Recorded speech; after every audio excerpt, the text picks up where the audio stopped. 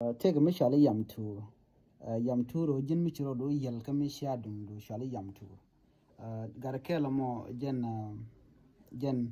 nyan ne ko kien cha jagor angwas mo cha shumaga shin toda angwas mo cha ju George si burum kana garadi mo mer bachu roishu martinito ilwaga ne de joy kara num to joy ke chonya di no angwas mo chwale ke shu donga pa jen lo riam gwar yam no mi chi do to go lo chi ko to si karu na jo to bia le ke bia ka chol joga ne de konti jalwa ka kor cha joga no tala mnang etin na nguter mo chiga ne aka chale ke jal cha kamrar a jen lu yam tur mo jin mi ro lat kam shia dun mi tala mnang etin chiro do yam ka do